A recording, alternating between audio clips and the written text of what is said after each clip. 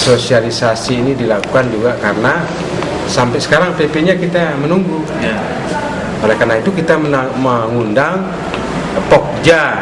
Pokja dari kementerian yang menyusun undang-undang untuk lebih mempertegas isi dari pasal demi pasal agar para aparat di kabupaten kota maupun di provinsi, termasuk kita memberikan mengikutkan sosialisasi itu adalah petugas penyuluh lapangan koperasi PPKL. Itu ada sekitar 40-an petugas penyuluh koperasi, sehingga di lapangan tidak merasa kesulitan kalau para pengurus menanyakan bagaimana implementasi dari undang-undang koperasi. Karena PP-nya belum ada, mudah-mudahan bulan April ini sudah dikeluarkan yang secara teknis operasional. Pak, seperti apa sih Pak PP itu kan undang-undang sudah ada, PP yang seperti apa sih? PP-nya itu menjabarkan secara teknis tentang hal-hal substansi yang berkaitan dengan bagaimana pembentukan modal awal. Karena di modal awal itu kan kalau dulu namanya simpanan pokok dan simpanan wajib. Sekarang namanya setoran pokok, terus yang kedua namanya sertifikat modal koperasi, SMK itu.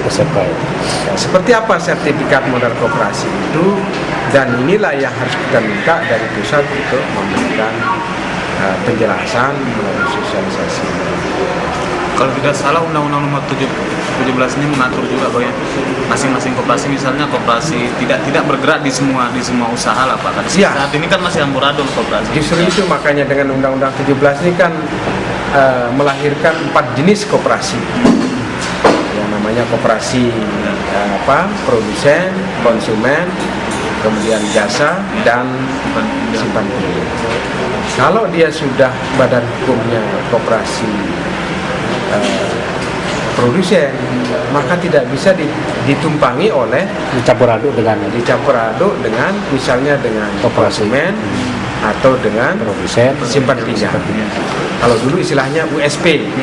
Jadi koperasi itu membentuk unit namanya USP juga. Sekarang tidak bisa. Kalau dia koperasinya simpan pinjam, sudah simpan pinjam saja. Tidak bisa ditumpangi dengan misalnya Wasserda, tidak bisa lagi seperti. Tidak ada lagi koperasi serba usaha itu Pak tadi. Tidak ada. Itu justru berbahaya gitu. Tidak ada yang berhasil nantinya. Semua diusahakan, semua dilakukan, tetapi tidak ada yang. Kan ada 3.000-an koperasi kita ini Pak. Ya. Seberapa persen sebenarnya yang sudah mengimplementasikan undang-undang ini? Saya pikir masih. Mudah-mudahan lah 10% lebih.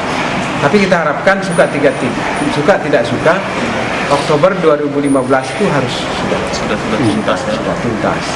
Oleh karena itu kita memanggil ke kabupaten kota, kepala dinasnya, kepala bidangnya, PPKL-nya untuk segera melakukan sosialisasi sekaligus membimbing dalam mengimplementasikan terkait dengan perubahan dari anggaran dasar.